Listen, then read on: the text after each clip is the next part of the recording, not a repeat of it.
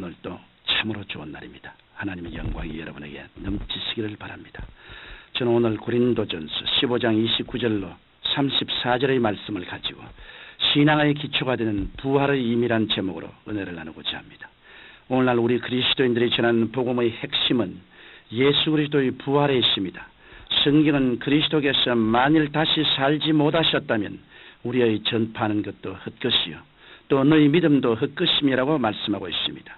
이처럼 예수 그리스도의 부활은 우리의 신앙의 기초가 되고 근본이 됩니다. 그런데 일부 현대 신학자들이나 많은 이단들 가운데서는 부활 같은 것은 없다고 주장합니다. 하지만 예수님은 분명히 죽은 자 가운데서 부활하셨습니다. 이 사실은 구약 성경에 예언되었고 신약 성경에도 많은 사람들이 목격하고 증거한 것입니다. 뿐만 아니라 하나님께서는 예수님의 부활의 증거로 성령을 우리에게 보내주셨습니다.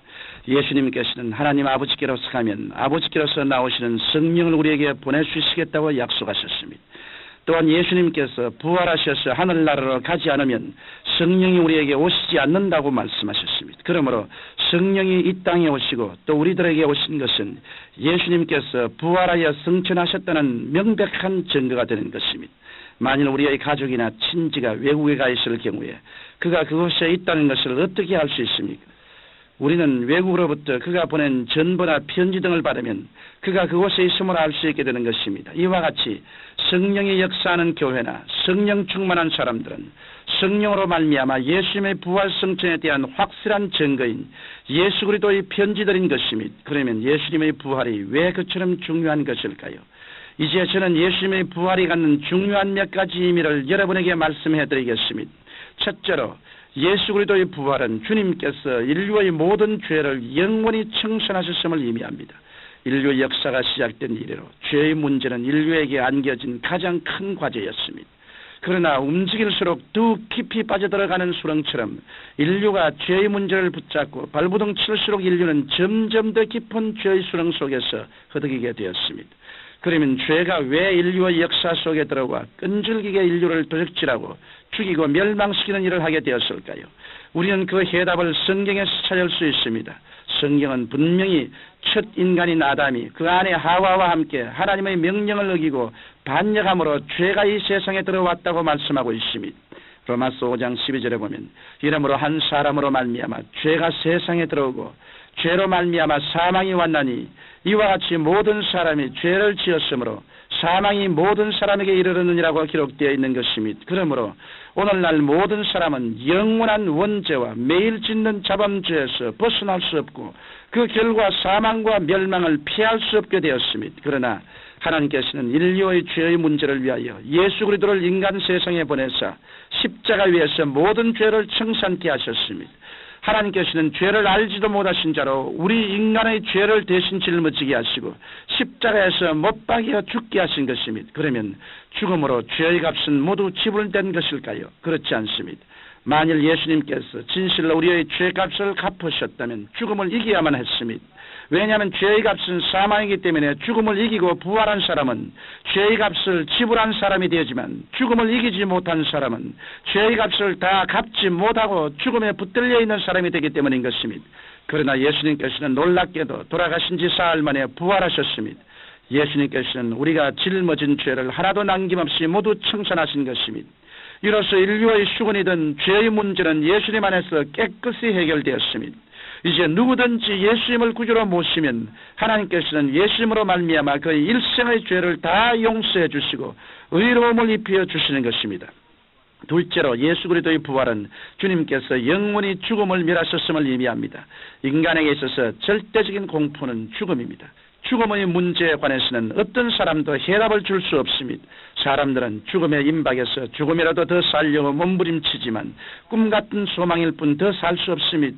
이 땅을 떠날 때가 되면 좋든 싫든 우리의 영혼은 육체를 떠나가고 우리의 육체는 먼지와 티끌로 돌아가고 맙니다. 사람들은 죽음의 문제에 직면하면 체념을 하고 받아들여야 할 뿐 죽음을 극복하고 영원한 생명의 소망을 가질 수는 없습니다. 하지만 예수님께서는 사람들에게 영생의 소망을 주셨습니다. 예수님께서는 성경 요한복음 11장 25절로 26절에서 나는 부활이요 생명이니 나를 믿는 자는 죽어도 살겠고 무릇 살아서 나를 믿는 자는 영원히 죽지 아니하리니 이것을 내가 믿느냐고 마르다에게 물으셨습니다. 그리고 죽은 지 나흘이나 되는 나사로를 살려내셨습니다. 이로써 예수님께서는 자신에게 사망의 세력을 극복할 수 있는 능력이 있음을 보여주셨던 것입니다. 뿐만 아니라 예수님께서는 친히 죽음을 짊어지시고 돌아가신 후 사망과 싸워 부활하심으로 말미암아 사망을 철피하고 승리하셨음을 증명하셨습니다. 그리하여 죽기를 무서워함으로 일생에 매여 종노릇하는 모든 자들을 놓아주신 것입니다. 그러므로 오늘날 예수님을 믿는 사람들에게는 죽음이 없습니다. 소위 말하는 죽음이란 우리들이 단지 장막집을 벗어버리고 영원한 집으로 들어가는 하나의 입문에 불과하므로 우리들에게 죽음이란 있을 수 없습니다. 이와 같이 예수님께서 죽으셨다가 부활하심은 우리가 영원한 죽음에서 영원한 생명으로 옮겨졌음을 의미하는 것입니다. 셋째로 예수님이 부활하심은 마귀를 영원히 폐주시킨 것을 의미합니다. 아담과 하와가 타락한 이후로 인류의 생활 속에 들어와 있던 마귀는 어떻게 하는지 인간들이 하나님을 따르지 못하도록 인간을 부패시켜 왔습니다. 마귀는 사람의 약점을 잡아 돈으로 부패시킬 수 있는 사람은 돈으로 부패시키고 육체의 쾌락을 통해 타락시킬 수 있는 사람은 육체의 쾌락으로 타락해 하였습니다.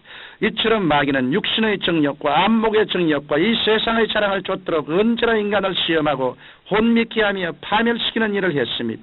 그러면 인간은 무엇 때문에 마귀의 포로가 되어 덕질을 당하고 죽임을 당하고 멸망을 당하게 되었을까요? 그것은 인간의 죄값으로 말미암은 것입니다. 아담과 하와가 하나님을 반역하자 마귀는 그 죄값으로 인간을 사로잡은 것입니다. 그리고 그 죄값에 대한 최대의 올무는 죽음입니다. 죄의 마지막은 사망인 것입니다. 하지만 성경은 그리스도 예수 안에 있는 생명의 성령의 법이 죄와 사망의 법에서 너를 해방했다고 분명히 말씀하고 있습니다. 예수님께서는 죽으셨다가 부활하신 그 능력으로 말미암아 마귀의 최대 무기인 죄와 사망을 철폐하고 마귀의 모든 세력을 꺾어버린 것입니다. 이와 같이 예수님께서는 죽음에서 부활하심으로 마귀가 갖고 있던 모든 무기를 철폐하셨고 또 마귀를 이길 수 있는 성령을 우리에게 부어주셨습니다. 그러므로 이제 우리는 마귀에게 짓밟히지 않고 마귀를 대항하여 이길 수 있게 되었습니다. 성령이 우리 속에 와 계심으로 우리는 담대히 마귀를 대적할 수 있게 되었고 그의 종들인 귀신들도 멸할 수 있게 된 것입니다. 청취자 여러분, 죄와 죽음과 마귀를 부활의 능력으로 이기신 예수님은 오늘 성령으로 우리 가운데 와 계십니다. 이제 여러분과 저는 승리자입니다. 승리의 영이신 성령께서는 바람같이 역사하시고 생수같이 넘쳐나며 불같이 타오르고 있습니다. 그러므로 성령님을 인정하고 환영하고 모셔드리십시오. 그럴 때 부활의 영이신 성령의 능력으로 우리는 죄와 죽음에서 구출되고 마귀의 모든 괴계를 멸하는 승리의 삶을 살 수 있게 될 것입니다. 살아계신 아버지 하나님, 이 부활의 아침에 그리스도 예수 안에서 모두 다 부활의 놀라운 생명을 체험하게 도와주옵소서. 예수님 이름으로 기원하옵나이다. 아멘.